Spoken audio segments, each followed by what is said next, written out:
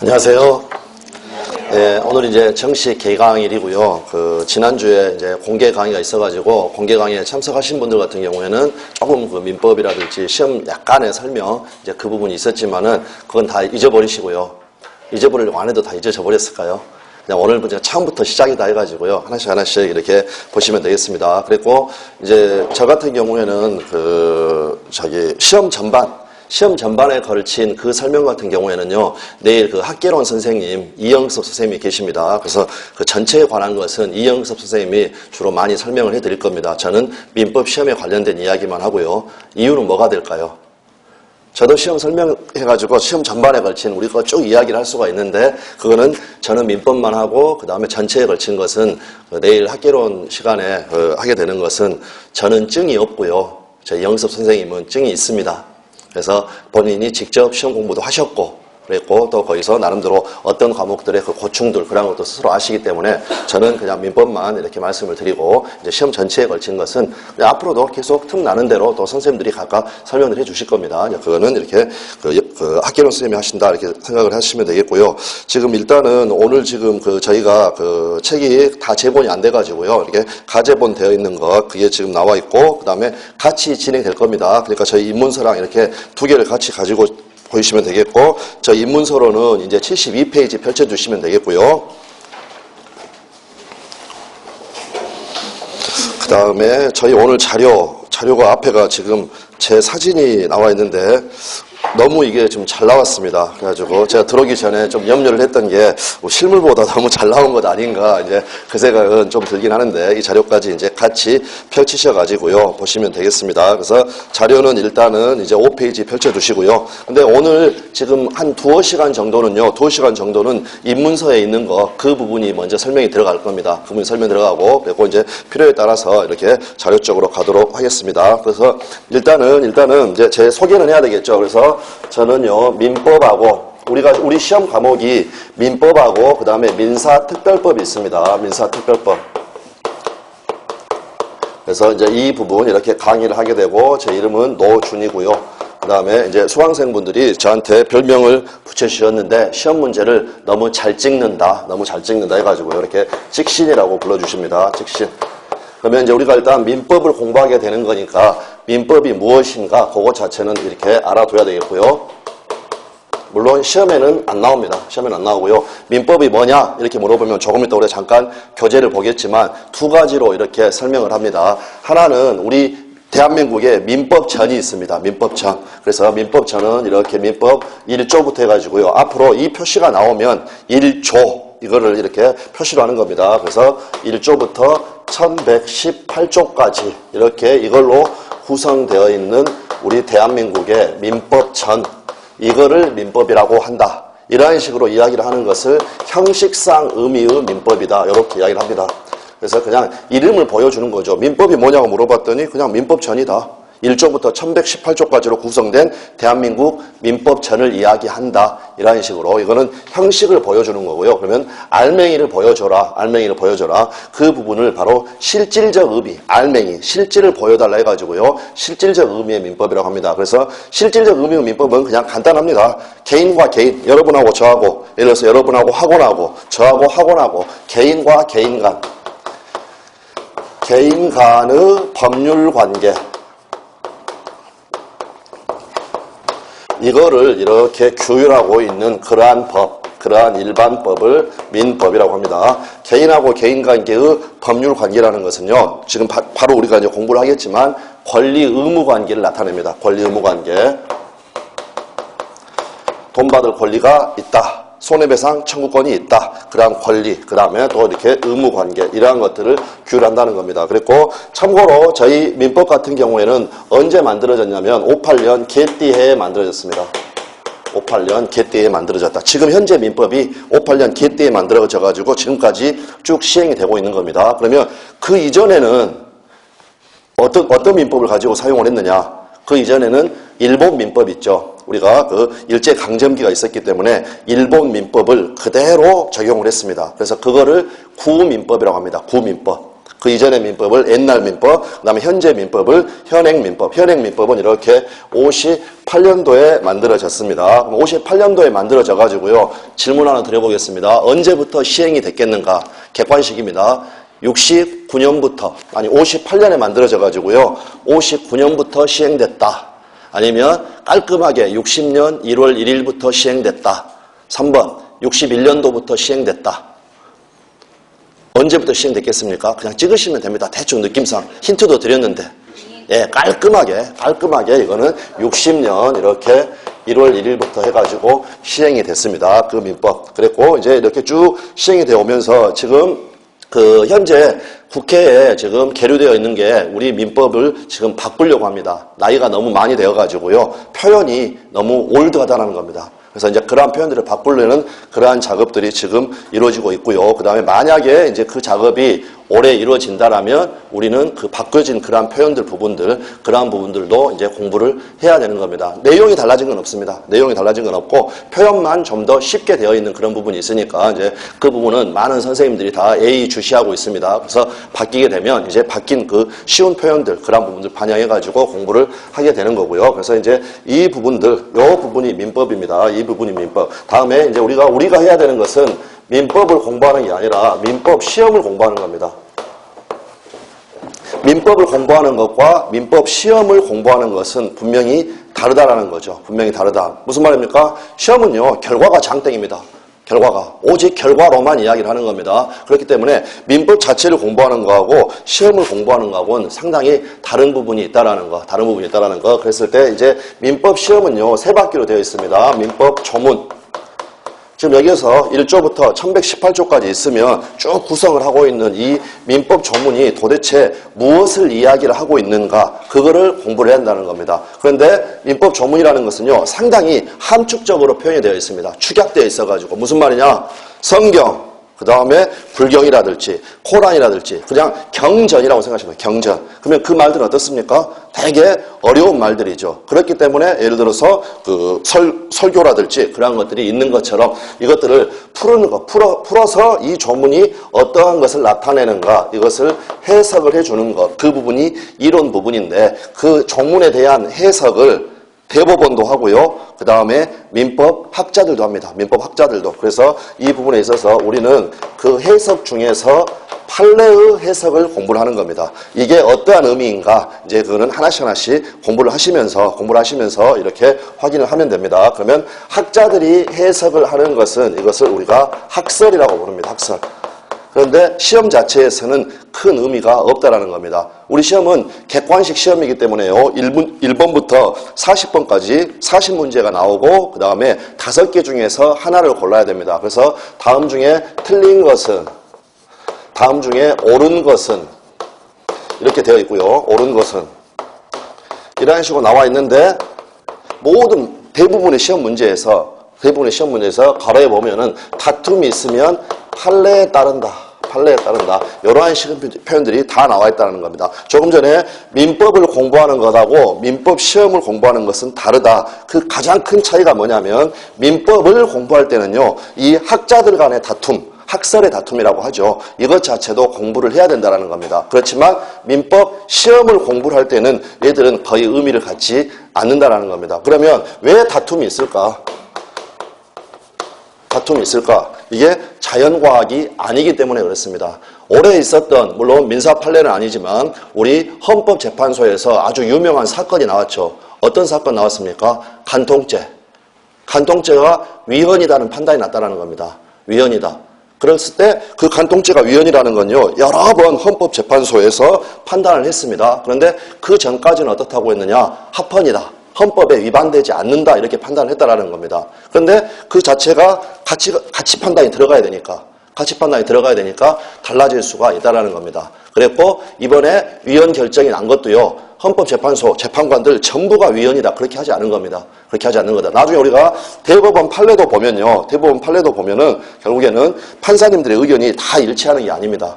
그렇다 보면은 대법원에 있는 판사님들이 전부가 모여가지고 대법원 전원합의체다 해가지고 판단을 내립니다. 그 판단에서 일치가 되면 상관이 없는데 일치하지 않으면 어떻게 하느냐? 어떻게 하겠습니까? 다수결로 합니다. 다수결로.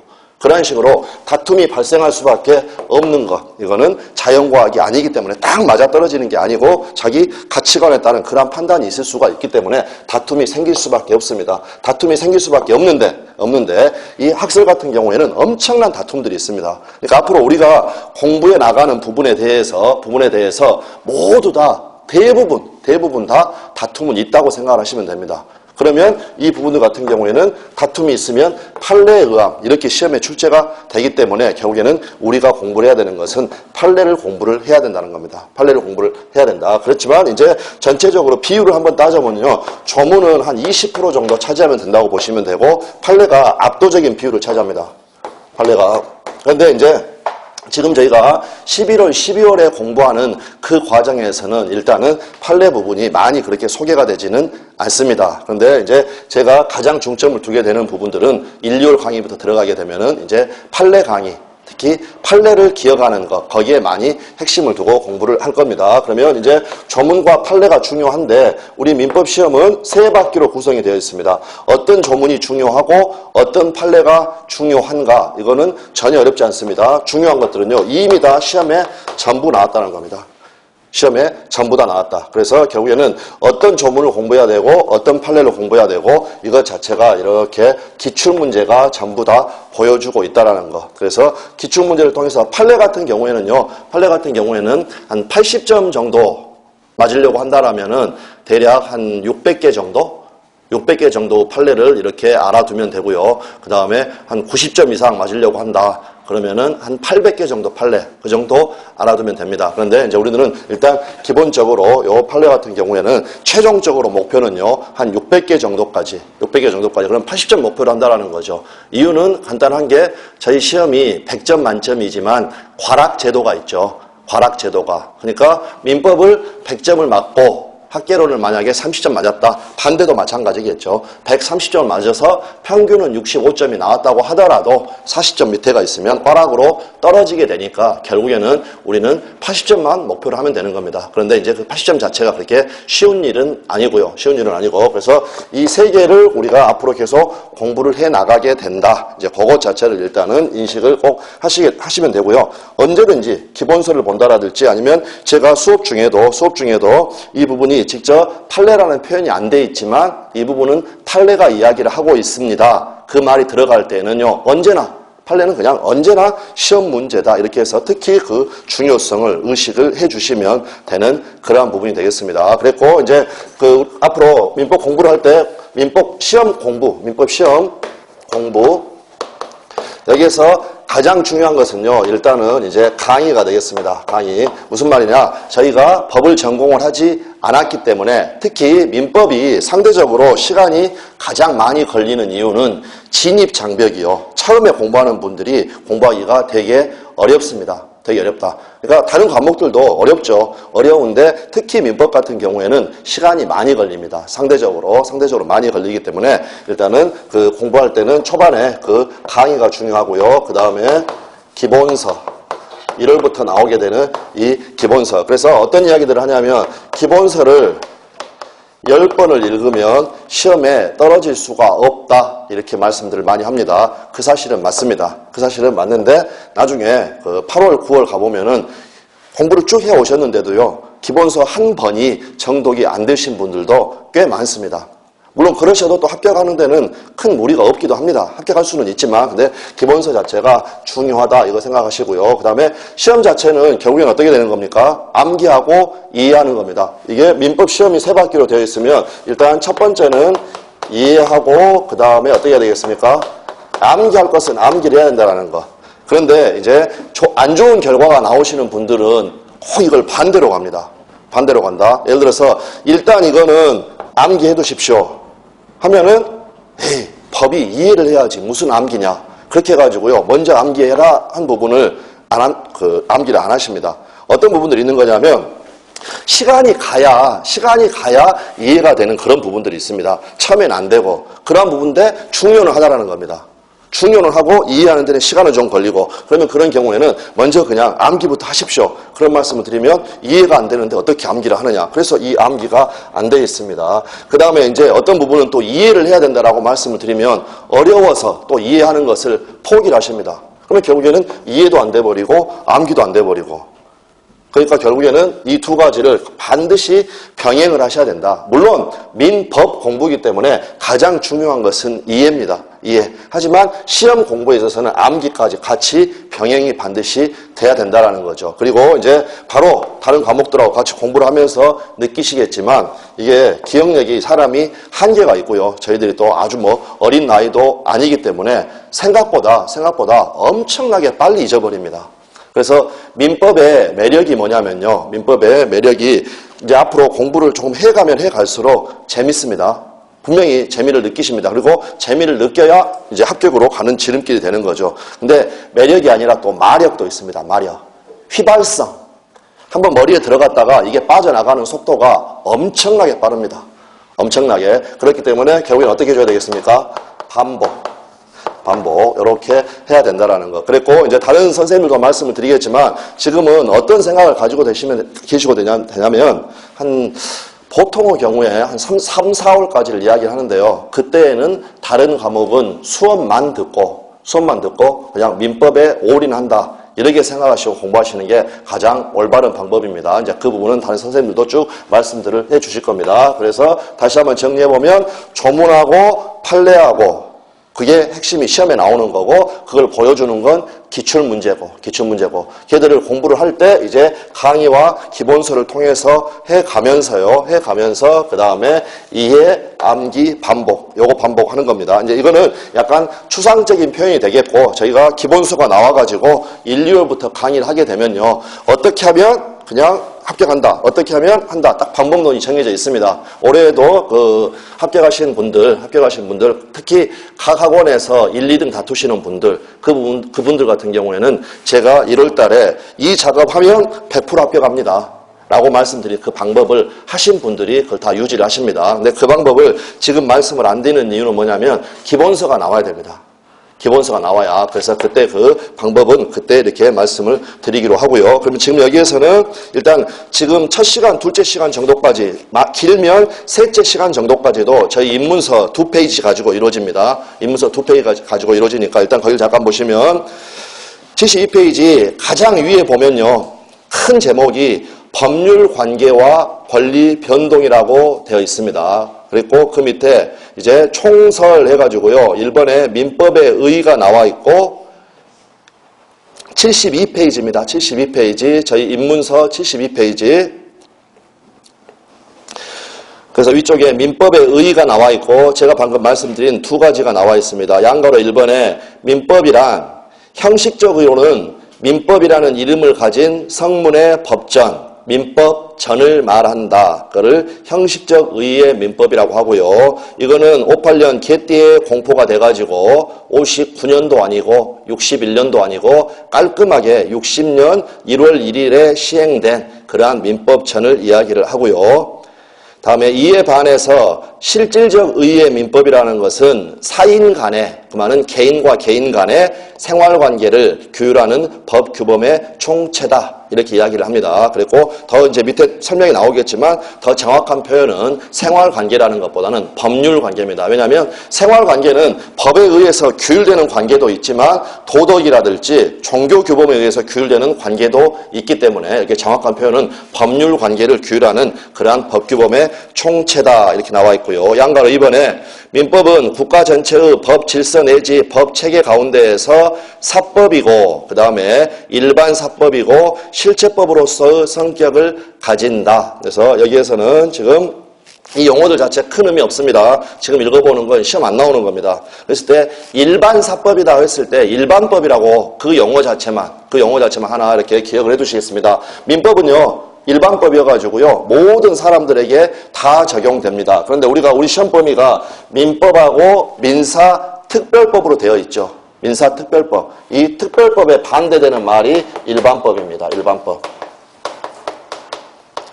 그래서 일반법이라는 것은 모든 사람, 모든 사항에 대해서 적용되는 것이고 특별법은 그렇지 않다라는 건데 그냥 하나만 예로 들어서 말씀을 드리면 임대차라는 단어 들어보셨죠? 임대차 관계. 그러면 우리 민법 전에서도요. 나중에 가서 민법을 보시면 618조부터 해가지고 654조에 걸쳐서 임대차가 적어져 있습니다. 임대차가. 그런데 주택임대차는 특별히 보호하기 위해서 주택임대차보호법. 그러면 민법에서 말하는 임대차라는 건요. 일반 법이기 때문에 모든 임대차에 대해서 적용이 됩니다. 하지만 특별법인 주택임대차보호법은 어디에만 적용되겠습니까? 주택임대차에만. 이러한 것들이 바로 일반법과 특별법의 차이다. 그 정도 그냥 기분만, 감만 느껴놓으시면 됩니다.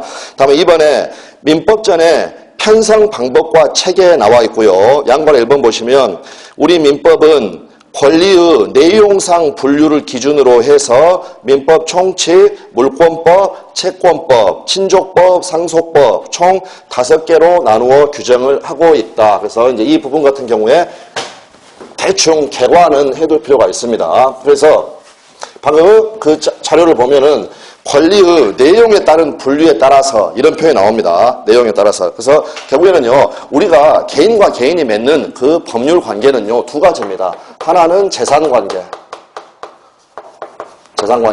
다른 하나는 신분관계입니다. 신분관계. 그래서 법률관계는 권리 의무관계라고 했습니다. 그러면 재산관계에서는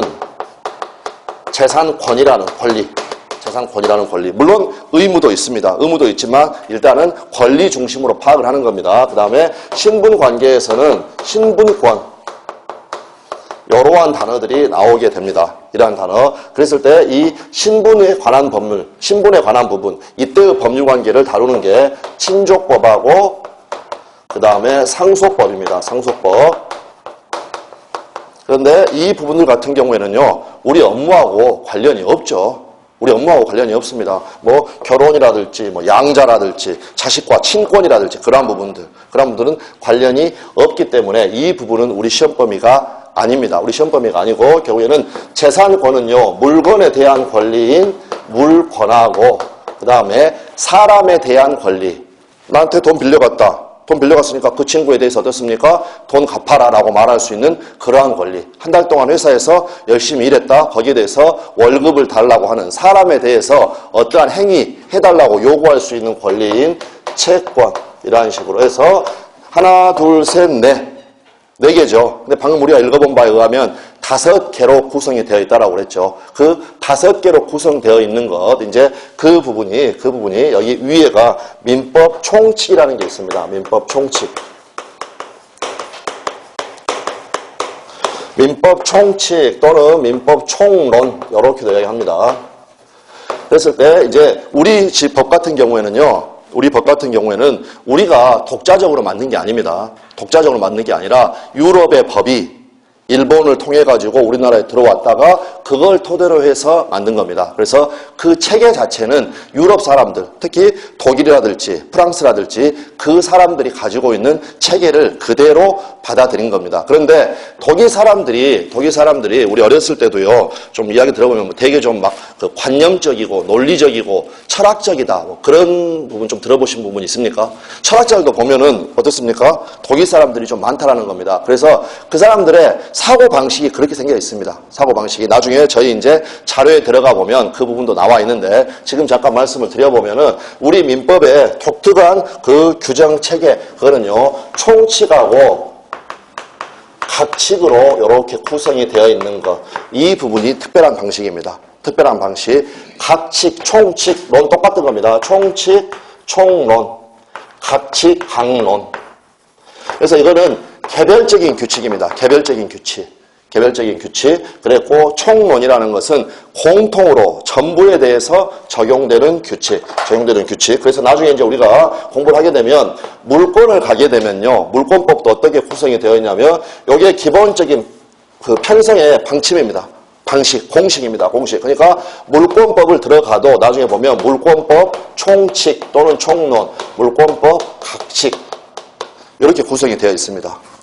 이렇게. 그러면 힌트는 드렸으니까 채권법도요. 총론하고 각칙으로 되어 있겠습니까? 독일 사람들이 만든 법 편성 그 방식 자체가 각각의 규칙, 거기 위에다가 전부에 적용되는 규칙을 먼저 적는다라는 겁니다. 그러니까 역시 들어가 보면 채권법도 채권 총칙, 채권 각칙, 강론 이렇게 되어 있습니다. 그리고 이제 채권, 우리 시험범위들 먼저 말씀을 드리면요. 물권법 총칙은 전부가 시험범위고요. 그 다음에 물권법 각칙, 이거 같은 경우에는 질권이라는 물권은 우리 시험범위가 아닙니다. 다시 한번 말씀을 드리면 각칙이라는 것은요. 개별의 각각의 물권들이 있죠. 이제 앞으로 우리가 배우게 되겠지만 물권, 대표적인 거 소유권 생각하시면 됩니다. 권리의 제왕, 권리의 왕은 소유권입니다. 소유권, 무슨 뭐 지상권 이런 여러 가지 쭉 권리들을 공부를 하는데 그 앞에 대가리에는 뭐가 있느냐? 각각의 물권에 공통적으로 적용되는 규칙인 물권법 총칙이 먼저 나온다. 이게 구성 방식입니다. 이게 구성 방식. 그리고 질권이라는 것은요. 질권이라는 것은 혹시 아저씨 영화 보셨습니까? 네. 예. 원빈이라는 친구가 어디 주인이었습니까? 전당포 주인이었죠. 그래서 카메라를 맡기고 어떻게 합니까? 돈을 빌려오죠. 그랬을 때 원빈 아저씨가 그 카메라에 대해서 가지고 있는 권리를 질권이라고 합니다. 질권이다. 그런데 그 부분은 우리 시험범위가 아니라고 그랬죠. 우리 시험범위가 아닌 이유는 뭐가 되겠습니까? 부동산 중개하고는 관련이 없으니까. 주로 이 질권은 권리가 대상이 되기도 하지만 이거는 주 대상이 동산이기 때문에 시험범위에서 제외가 되는 겁니다. 그러면 물권법 전체 중에서 질권 하나를 제외하고 나머지 전체가 시험 범위가 되고 이제 이 부분에 대해서 14개의 문제가 출제가 되게 됩니다. 다음에 채권법 총칙 아주 어려운 부분입니다. 아주 어려운 부분. 다행히 우리 시험 범위가 아닙니다. 다행히 우리 시험 범위가 아니다. 그리고 채권법 강론, 각칙 이 부분은 우리 시험 범위인데 이 부분이 전부가 우리 시험 범위가 아니라요. 채권법 강론에 들어가 보면 계약법이라는 게 있습니다. 계약법. 그러면 아까 힌트도 드렸고 질문도 드려봤으니까 다시 한번 또 질문 드려보겠습니다. 계약법도 총론하고 강론하고 이루어져 있겠습니까? 예, 그렇게 이루어져 있습니다. 그래서 계약법도 들어가 보면 계약법 총론, 계약법 강론. 그러면 계약법 강론에서는요, 뭐가 나오는 거냐면, 우리 많은 계약 관계들 있죠. 그 계약 관계들 중에서 가장 전형적인 14개의 계약을 뽑아가지고요, 쭉 나열을 해 두는 겁니다. 그 중에서 강론 전체가 우리 시험 범위가 아니고, 우리 실무와 관련이 있는 매매하고 임대차가 주가 되고, 14개의 계약, 14개의 개별적인 각각의 계약 중에서 이 3가지, 매매, 교환, 임대차, 요 부분이 이제 시험 범위가 됩니다. 그리고 계약법 총론 부분, 이 부분은 전부가 시험 범위입니다. 그래서 총론에서 5문제가 나오게 되고요. 총론에서 5문제, 그 다음에 강론에서 5문제. 이렇게 해서 결국에는 10문제가 나오게 되는 겁니다. 그래서 계약법에서 결국에는 10문제. 그러면 여기에 물권법에서 14개, 계약법에서 10문제 나왔으니까 24개의 문제가 일단 나왔죠. 24개의 문제가 나왔습니다. 그런데 지금 여기에서 계약법의 강론, 여러 가지 계약들이 있으면 공통으로 적용되는 거 만들었고요. 그 다음에 재산권에 해당하는 채권하고 물권, 그 다음에 가족법, 친족법, 상속법 있으면 또 독일 사람들은 생각하는 구조가 그렇게 되어 있기 때문에 그러면 민법 전체에 적용되는 규칙을 한번 만들어 보자 해서 가장 앞에 하나가 나와 있는 게 민법 총칙입니다. 민법 총칙. 그리고 이 민법 총칙에서는 10문제가 나오게 됩니다. 10문제. 그렇게 되면 결국에는 민법 총칙, 그 다음에 물권법, 계약법을 합하면 34문제가 나오게 되고요. 나머지 이제 6문제는 저희가 민법만 공부하는 게 아니라 민사특별법도 5개의 법률을 공부합니다. 그 민사특별법에서 6문제가 나오게 돼서 40문제가 나오게 되는 그러한 부분입니다. 그리고 참고로 한 가지 말씀을 드리면 우리 시험 범위는 전부가 아니었죠. 여기 가족법 같은 경우에도 시험 범위가 아니고요. 채권법 총칙도 시험 범위가 아니고. 그런데 이제 시험에 따라서는 여기 전체가 시험 범위인 그런 시험들도 있겠죠. 대표적인 시험, 예를 들어서 사법시험이다. 그러면 사법시험 같은 경우에는요, 이 전체가 우리 시험 범위입니다. 전체가 사법시험 범위입니다. 전체가 사법시험 범위. 그러면 민법 1편부터 5편까지 전체를 공부하는 수험생들이 가장 어렵다고 하는 부분이 어디가 되느냐. 사람에 따라서 약간씩의 차이는 있지만 채권법 총론하고 민법 총칙을 가장 어렵다고 합니다. 그랬고 특히 민법 총칙은 처음에 공부하기 때문에요. 민법 총칙이 어렵다는 의견들이 더 많습니다. 그 말씀을 드리는 이유는 뭐냐면 우리가 가장 어려운 부분을 제일 먼저 공부를 한다는 겁니다. 민법 총칙이 저희뿐만이 아니라 사법시험을 공부하는 친구들도 가장 어렵다고 하는 부분인데 그 부분이 제일 앞에가 지금 나와 있습니다. 그렇기 때문에 민법 총칙을 공부해가는 그 부분에 있어서는 상당히 조금 인내심도 필요하고요. 고통이 좀 따릅니다. 한 가지 질문 드려보겠습니다. 예를 들어서 계약법이 있다. 여기 강론하고 총론이 있으면요. 강론에 있는 표현하고 총론에 있는 그 문장 구조하고 어떠한 부분이 더 추상적이고 함축적일까?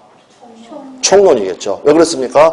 전체에 공통적으로 적용되는 것을 앞부분에서 이야기를 하려고 하니까 이 부분은 표현들이 상당히 추상적이고 어렵다라는 겁니다. 그렇기 때문에 민법 총칙에 나와 있는 표현들이 얼만큼 추상적일 것인가 그건 우리가 대충 추측을 해봐도요 알 수가 있고 그 다음에 이제 교과서를 보게 되면 바로 그냥 처음부터 나오는 용어들이요 저희가 전혀 배우지 않은 그러한 용어들이 나옵니다. 근데 결국에는 나중에 가면요 용어 때문에 시험에 틀리는 일은 없습니다.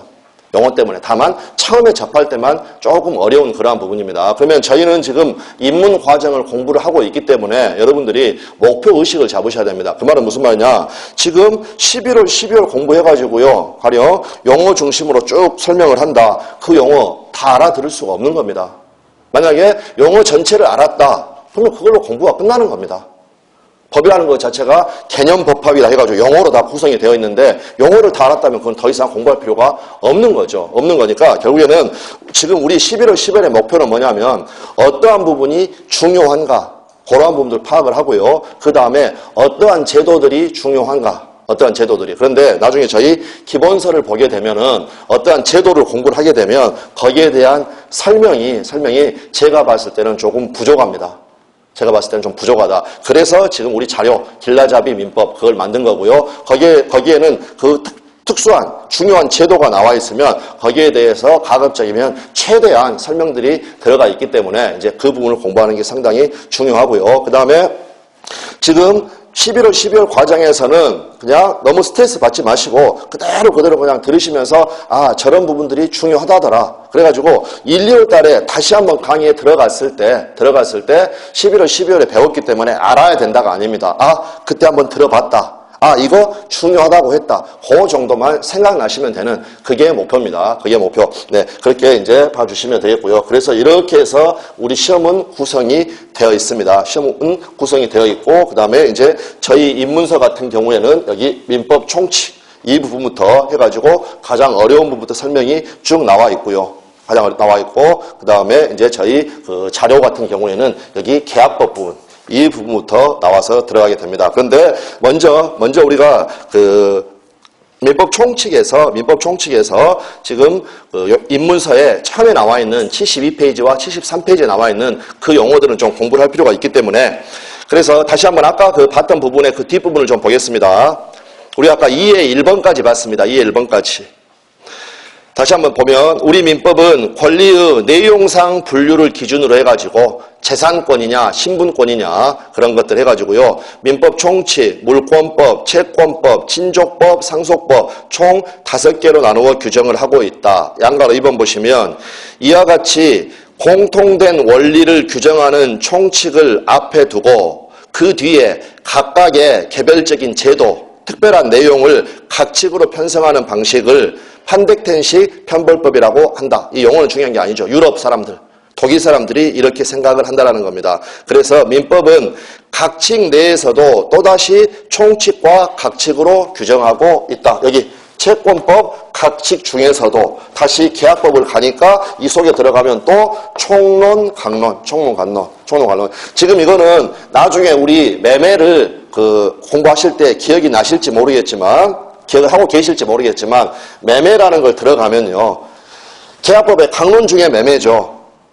매매에 들어가게 되면 매매는 또 어떻게 구성되어 있느냐. 매매 역시 총론, 강론, 총칙, 각칙. 얘 자체도 총칙, 각칙 이렇게 구성이 되어 있습니다. 그래서 우리 민법에 특히 우리 민법에 봐도 독일 사람들의 그 방식 자체, 사고 방식 자체가 총칙, 각칙 구조로 되어 있구나. 그것 자체는 이렇게 하나를 생각을 해두실 필요가 있습니다.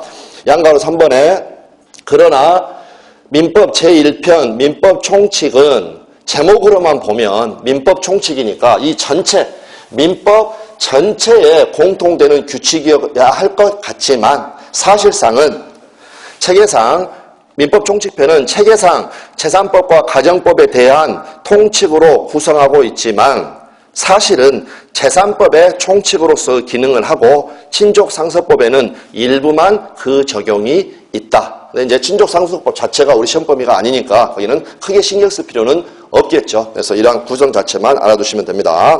그 다음에 이제 2번에 법률 관계라는 게 나와 있고요. 사람은 사회생활을 하다 보니까 결국에는 수많은 인간관계를 만들어 갑니다. 그럴 때 사람이 공동생활을 영위하기 위해서는 일정한 규칙들을 필요하고 그거를 규범이라고 부르는 겁니다. 그런데 이러한 사회규범에는 도덕규범, 종교규범, 관습규범, 법규범 등 여러 가지가 있고 또 서로 관련들도 있죠. 그럴 때 양가로 2번 이중 법규범에 의해서 규율되는 관계를 법률관계라고 하고 법이 아닌 도덕, 종교, 관습 등이 규율하는 생활관계를 그냥 인간관계라고 한다. 인간관계라고 한다. 그래서 법에 의해서 규율되는 생활관계, 그게 법률관계라고 하고요. 그러면 법률관계와 인간관계의 차이점은 뭐냐? 그냥 간단합니다. 단어 하나, 강제성. 그래서 법규범은 다른 사회규범과는 달리 국가에 의해서 강제된다는 점에서 그 본질적인 특색이 있다. 그래서 예를 들어서 회사에서 돈을 안 갚는다. 월급 일을 열심히 했는데요. 돈을 안 준다라는 겁니다. 그러면 그거는 법률관계죠. 강제성이 있다고 했습니다. 강제성이 있다라는 말은 결국에는요. 소송을 붙여서 판결을 받아가지고요. 뺏어갈 수 있다는 겁니다.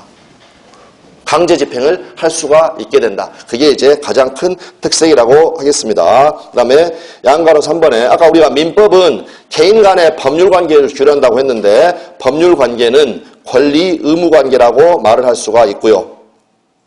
그 다음에 권리와 의무는 상응 서로 대응하게 되는데 민법은 권리와 의무 중심 중에서 권리 중심의 체계를 취하고 있으므로 결국에는 법률관계라는 것은 권리관계라고 할 수도 있다. 이제 이러한 설명들이 지금 나와 있고 저희가 지금 어떤 걸 좀 공부를 할 거냐면 지금 여기 그 밑에 네모의 3번에 권리 변동이라는 게 나와 있고요. 권리 변동. 그래서 그 부분들을 조금 설명을 드리도록 하겠습니다. 그래서 이 부분 같은 경우에는 시간이 조금 걸리는 그러한 부분이어서 좀 나눠가지고 설명을 드리겠습니다.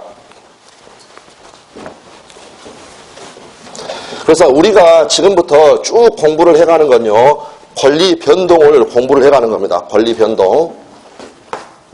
그러면 일단은 이런 단어들이 나왔으니까 우리가 잘 안 쓰는 단어들이 나왔으니까 그러면 권리 변동이 뭐냐? 이거는 그냥 사람하고 똑같이 생각하면 됩니다. 사람도 어떻습니까? 태어나서 성장하고 그 다음에 때가 되면 사망하게 되는 거죠. 그래서 권리의 변동이라는 것은요. 권리가 발생됐다. 그 다음에 성장하는 것처럼 권리는 변경되기도 합니다. 그 다음에 어떠한 권리가 소멸되기도 합니다. 사람이 태어나서 성장하기도 하고 마지막에 사망하는 것처럼 권리도 살아 움직입니다. 그래서 발생하기도 하고 변경하기도 하고 소멸되기도 합니다. 그럴 때 예를 들어서 건물을 지으면요. 소유권이라는 권리가 생깁니다. 만약 여러분이 건물을 하나를 신축을 하셨다. 그러면 그 건물에 대한 소유권이 발생되겠죠. 생겨납니다. 근데 그거를 권리자, 권리 주체의 입장에서 보면 여러분 입장에서는 소유권을 취득했다 이런 표현을 쓸 수도 있겠죠. 그래서 이 똑같은 말이요. 결국에는 이 발생은 취득.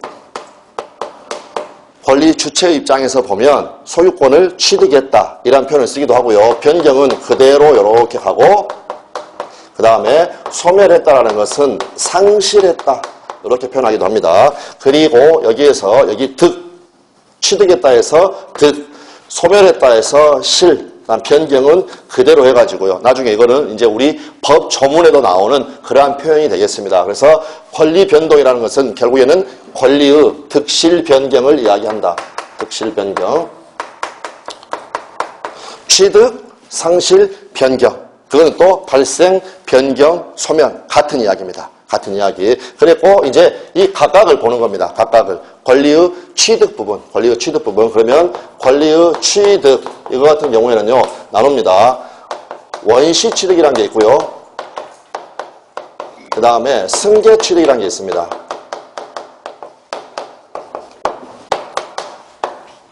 그리고, 그러니까 이거는 그냥 용어입니다. 용어. 용어 나오는 거고요. 이 부분 같은 경우에는 우리 시험으로 따지면 19회 때 한번 출제가 됐고 최근에는 자주 출제되는 그러한 부분들은 아닙니다. 그런데 그 민법을 처음 공부를 할 때에는 시험하고 관련 여부를 떠나서 기본 개념으로는 이렇게 알아두셔야 되는 그러한 부분이 되겠습니다. 다음에 승계 취득, 각각에 대해서는 이제 다시 설명을 드립니다. 승계 취득 같은 경우에는요, 이전적 승계가 있고, 그 다음에 특정 승계가 있습니다. 특정 승계.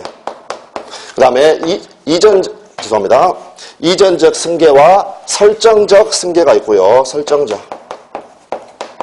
그 다음에 이전적 승계에는 특정 승계와 그 다음에 포괄 승계라는 게 있습니다. 그러니까 지금 이거는 그림으로 이렇게 나타내 보는 거고 그 문장들 자체는 우리 교재에도 지금 그대로 나와 있습니다. 그대로 나와 있다. 그래서 요즘은 좀 강의하기가 조금 더 힘들어진 게요. 지금 그 젊은 친구들이 그 우리 중개사 자격증 공부를 하는 경우가 꽤 많습니다. 꽤 많아가지고요. 제가 어떤 예를 들면 그냥 잘 몰라가지고 젊은 친구들 같은 경우에 그래서 그 과거에 인디아나 존스 이런 영화 있었습니다. 인디아나 존스. 판타지 그 모험 다룬 그런 영화였죠. 거기에서 이제 주인공이 막 활약을 하다가 식당에 가면 어떠한 경우가 있냐면 음식이 딱 나오는데요. 이렇게 뚜껑이 있습니다. 그거 딱 열고 깜짝 놀라는 그러한 장면이 나옵니다. 왜 놀랐느냐? 거기 음식으로 나와 있는 게 원숭이 머리 있죠. 원숭이 머리. 그게 나오면서 깜짝 놀라는. 그 식당에서는 뭐도 하냐면요. 고급 음식으로 원숭이 혓바닥 있죠. 그것도 팝니다. 그래서 어떻게 하느냐? 원숭이 혓바닥을 팔고요. 그 다음에 그 혓바닥을 또 테이크아웃이 돼가지고요. 특별히 포장해 주기도 합니다. 그래서 결국에는 요 개념, 요렇게 하나 해서 하나 봐두시고요. 하나 봐두시고, 그 다음에 그러면 이제 원시 취득 같은 경우에는 단어에서 한번 우리가 느껴보듯이 이거는 무에서 유가 창조되는 겁니다. 무에서 유가 창조되는 거다. 그래서 원시 취득의 대표적인 예, 이거 같은 경우에는 건물 신축이 되겠습니다. 건물 신축. 그랬고 시험과 관련해서 이미 기출도 됐고 반드시 알아야 되는 원시 취득이 이제 또 한 가지가 있는데 그거는 지금 우리가 알 필요가 없습니다. 그래서 일단은 건물 신축도 되게 중요한 그러한 부분이니까 알아두시면 되겠습니다. 그 다음에 승계 취득은 결국에는 승계 받았다라는 거죠. 누구로부터 뭔가를 지금 받았다라는 겁니다. 누구로부터 받았다. 그러니까 결국에는 원시 취득하고 차이는 원시 취득은 타인의 권리를 기초로 한다 하면 오겠습니까? X겠습니까? X가 되겠죠. 건물 그냥 무에서 유가 창조됐으니까. 거기에 비해서 승계 취득은 타인의 권리를 기초로 한다 하면 맞는 표현이 되겠죠. 다른 사람으로부터 이제 승계받는 것, 이어받는 겁니다. 그 개념. 그런데 승계 취득에서는 승계받는다는 것은 이전받는다는 것과 설정받는다. 두 가지의 개념이 있습니다. 그런데 요 두 가지의 개념은요. 처음에는 조금 어려울 수가 있습니다. 처음에는 조금 어려울 수가 있다. 그러면 이전과 설정이라는 요 단어를 이해하기 위해서는 우리가 물권 중에서 소유권이라는 물권을 좀 이해를 해야 됩니다. 소유권. 뭐 이해라기보다도 소유권의 특징. 여러분이 예를 들어서 어떤 물건을 소유하고 있다. 주택을 소유하고 있다. 자동차를 소유하고 있다. 그랬을 때 그 소유권의 내용은 이러한 동그라미 중에서 여러분이 예를 들어서 자동차라고 하면요. 자동차, 주택 다 마찬가지입니다. 소유자는 어떻게 할 수 있느냐? 이 자동차나 주택을 사용할 수도 있고요. 그 다음에 다른 사람 빌려주고 차임을 받아서 수익을 창출할 수도 있습니다. 그 다음에 그 자동차를 다른 사람에게 처분할 수도 있다. 처분하면 돈이 생기겠죠. 돈이 생긴다는 겁니다. 그럴 때 이 부분, 사용 수익하는 부분하고요. 이렇게 두 개를 나눠볼 수가 있다는 거. 소유권. 그래서 사용하고 수익하는 부분, 이 부분은 또 우리가 나중에 이제 물권법에서 배우는, 이거는 크게 신경 쓰지 마시고요. 용익물권이라는 것도 있습니다. 용익물권. 여기에 지금 사용 수익에서 이 뒷자, 뒤에 글자 두 개를 가져가는 겁니다. 그런데 그 물건이 있었을 때 그 물건을 사용하고 수익하는 것, 이 가치, 요거를 우리가 사용가치라고 합니다. 이 물건의 사용가치다 하면은 그 물건을 사용 수익할 수 있는 그러한 가치. 그 다음에 그 물건을 처분할 수 있는 것, 이거를 교환가치라고 합니다. 교환가치. 그리고 이제 이 부분 같은 경우에는 물권법을 배우게 되면서 조금 더 정확하게 알 수 있는 그러한 부분입니다. 일단은 소유권이라는 것은요, 권리의 제왕이기 때문에 동그란, 완전한 동그라미입니다. 이러한 권리. 이러한데 이거는 두 개로 이렇게 되어 있다. 두 개로 있다. 그러면 이전이라는 건 뭐냐면요. 이전이라는 것은 이 동그라미가 그대로 상대방에게 가는 겁니다. 그대로. 무슨 말인지 이해되시겠습니까? 예를 들어서 갑이라는 사람이 이 부동산을 소유하고 있다. 그러면 이 동그라미는 갑이 다 그대로 가지고 있다가 다른 사람에게 물건을 팔고 소유권을 넘겨줬다. 그러면 이제 을이라는 애가 이 완전한 동그라미를 가지게 되죠. 무슨 말씀이 되셨습니까? 이전이라는 것은 동그라미로 따지는 겁니다. 동그라미, 완전한 동그라미가 넘어가는 것. 그거를 이전이라고 하고요. 그 다음에 이제 설정은 다릅니다. 설정은 방금 동그라미 두 개로 이루어져 있는데 일부만 떼주는 겁니다. 일부만 떼주는 거. 그래서 갑이라는 친구가 소유권을 가지고 있다. 이거는 결국에는 갑이 완전한 동그라미를 가지고 있는데 토지 소유자가 반드시 그 토지 사용하라는 법은 없죠. 그렇기 때문에 그 토지의 이 동그라미 중에서 이 사용 가치만을 다른 사람에게 넘겨줄 수도 있다는 겁니다. 그래서 을에게 이 동그라미 중에서 반쪽을 떼는 겁니다. 그러면 결국에는 갑에게는 남아있는 것은요, 이 부분만 남아있고 이쪽 부분 어떻습니까? 다른 사람에게 떼준다라는 겁니다. 다른 사람에게 떼줬다. 그림 이해되셨습니까? 그러면 갑이라는 애는 소유권을 지금 전부 다 가지고 있는 게 아니라, 소유권의 내용 중에서 그 전부를 가지고 있는 게 아니라 반쪽은 을한테 떼줬다라는 거. 이걸 뭐라고 하느냐? 설정해줬다. 갑이 설정해줬다. 그래서 이제 우리가 저당권을 설정했다. 이 표현은요, 저당권을 설정했다라는 것은 결국에는 그러면 동그라미를 한번 해가지고요, 이쪽을 1번, 이쪽을 2번, 이쪽을 2번. 저당권을 설정해줬다라는 것은 소유자가 1번을 떼준 것 같습니까? 2번을 떼준 것 같습니까? 은행한테 저당권을 설정을 해줬다. 이렇게 하면 소유자가 자기 부동산에 대한 사용가치와 교환가치 중에서 어떤 걸 은행에 준 건가? 교환가치를 준 거죠. 무슨 말입니까? 우리가 은행 가지고 담보대출 받았다. 그 부동산 은행이 들어와서 삽니까? 은행이 사용합니까? 아니죠. 사용수익은 여전히 소유자가 하면서 요쪽 동그라미를 떼주는 겁니다. 동그라미 떼주는 거. 그걸 이제 물권법 공부하면서 더 알아가시기로 하고, 이러한 것처럼 떼주는 것, 그거를 설정한다고 한다. 그렇기 때문에 결국에는 이전적 승계라든지 설정적 승계는 승계 취득의 하나라고 그랬죠. 다른 사람의 권리를 기초로 해서. 그러면 여기에서 을이라는 애는 갑의 소유권, 이걸 기초로 해서 이전받은 거죠. 그래서 이것을 소유권을 이전받았다. 이렇게 이야기하는 겁니다. 그리고 갑이라는 사람이 이 권리를 가지고 있다가 갑의 권리를 기초로 해서, 갑의 이 소유권을 기초로 해서 을은 이 사용가치 그 부분을 떼받았다. 그러니까 을은 지상권을 설정받았다. 이런 식으로 표현한다는 겁니다. 그 다음에 또 이쪽 교환가치를 떼줬다. 이러면 이 경우에는 저당권을 설정받았다. 이런 식으로 표현한다는 거예요. 그랬을 때 이 저당권도 마찬가지고요. 을이 가지고 있는 저당권도 마찬가지고, 이때 가지고 있는 지상권도 마찬가지고, 모두 다 갑의 권리를 기초로 해서 생겨났다. 그러니까 이것도 승계 취득의 하나가 된다는 겁니다. 승계 취득 하나. 그리고 두 가지만 이제 말씀을 드리고, 그 다음에 일단 잠깐 쉬도록 하겠습니다. 그러면 이때 이 이전적 승계에는 특정 승계와 포괄 승계라는 게 있습니다. 특정 승계라는 건 어떤 걸 생각하시면 되냐면, 통상의 경우에 여러분의 지금 소유물을 한번 생각을 해보시면 자동차 따로 매매했다라든지, 부동산 따로, 농 따로, 냉장고 따로 다 사죠. 따로따로. 그러니까 이 특정 승계라는 것은 하나씩 하나씩 이렇게 옮겨가는 겁니다. 특정적 승계, 이전적 승계. 이전됐다는 것은 하나씩 하나씩 가는 것. 그런데 포괄적 이전이라는 건 뭐냐면 하나가 아니라요. 부동산도, 자동차도, 그 다음에 채권도 모두가 한 큐에, 한 방에 하나의 원인에 의해서 넘어가는 것. 이러한 대표적인 게 뭐가 있느냐? 바로 상속이 됩니다. 상속.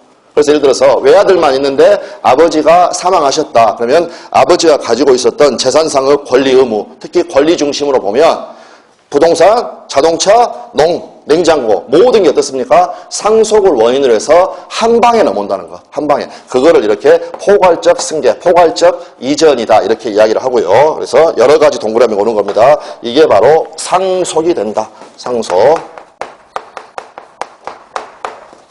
상속. 지금 반쪽 동그라미는 설정에서 나오는 거니까 이거는 지금 이전이니까 동그라미가 그대로 가는데 매매 같은 게 대표적인 게 되겠죠. 매매에 딱 하나씩 하나씩 사는 겁니다. 하나씩 하나씩 이렇게 생각을 하시면 됩니다. 그러면 기출문제 하나 여쭤보겠습니다. 한번 상속은 이전적 승계에 해당한다. 네. 뭡니까? 있습니까? 상속은 포괄 승계인데 포괄 승계는 요 이전적 승계에서 나오는 거죠. 그러니까 바로 직접적으로 여기를 물어본 게 아니라 여기를 물어본 겁니다. 상속은 이전적 승계에 해당한다. 맞습니까? 예, 그 승계에는 동그라미가 전체가 왔다 갔다 하는 것과 반쪽짜리 동그라미가 왔다 갔다 하는 게 있는데 상속은 결국에는 한 방이긴 하지만 전체 동그라미, 큰 동그라미, 완전한 원이 왔다 갔다 하니까 결국에 이거는 이전적 승계에 해당한다 하면은 맞는 질문이 되는 그러한 부분이 됐었습니다. 그래서 여기 권리 변동의 모습만 방금 쭉 이렇게 그림을 그렸던 그 부분 중에서 발생 부분만 읽어보고요. 잠깐 쉬도록 하겠습니다. 그래서 이제 다시 제일 위쪽 큰 네모 3번 권리 변동 해가지고요. 1번에 권리 변동의 모습, 법률 관계를 권리 주체의 관점에서 파악을 하면 권리의 발생 변경 소멸의 모습으로 나타내는데 이거는 약간 표현이 좀 잘못됐습니다. 권리의 주체의 관점에서 파악을 하면요. 사람의 입장에서 파악한다라는 거죠. 그러니까 어떻습니까? 취득, 상실, 변경, 득실, 변개라는 게 맞는 표현입니다. 권리 자체로 보면 권리가 생겨났다, 변경됐다, 소멸했다 이렇게 하는 거고 주체의 입장에서 보면 이때에는 그러니까 발생, 변경, 소멸 밑에다가요. 똑같은 용어로 취득, 변경, 상실, 취득, 변경, 상실 예. 그거를 이야기한다는 겁니다. 그랬고 이러한 것들을 모두를 총칙하여 권리 변동이라고 한다. 그랬고 지금 저희가 이제 봤던 거 양가로 1번에 권리 발생, 즉 권리 취득에는 타인의 권리를 기초로 하지 않고 처음 취득하는 것이 절대적 발생. 그래서 이것을 원시적 취득이라고 합니다. 원시 취득. 그러면서 A가 신축한 건물의 소유권 취득 이렇게 나와 있죠. 그게 원시 취득이라고 하고 양가로 이번에 타인의 권리를 기초로 해서 그 권리를 승계하여 취득하는 것 그게 바로 승계 취득이 있고요. 승계 취득은 매매나 증여 등이 있다. 근데 지금 여기에서는 이제 그 압축을 해놔가지고요. 간단한 것만 나와 있지만 바로 우리가 기본서를 가게 되면 이 부분이 나옵니다. 그래서 여기에서 원숭이, 혓바닥, 그 다음에 특포는요. 특포는 설정에다 붙이면 안 되죠. 설정은 반쪽짜리 동그라미가 왔다 갔다 하는 거니까. 그래서 특정 승계, 특정 이전, 포괄 이전, 요거는 이전. 여기에 붙어가지고 요렇게 된다. 그래서 여기까지 보시고, 그러면 우리가 지금 이제 변경하고, 그 다음에 소멸 또는 상실 이 부분은 이 다음 시간에 이어가지고 보고, 그 다음에 권리 변동의 원인이 되는 거 살펴보고, 그 다음에 그 원인 중에서 가장 핵심인 법률 행위 부분 잠깐 말씀을 드리고 이렇게 계속 진행을 하겠습니다. 잠깐 쉬시겠습니다.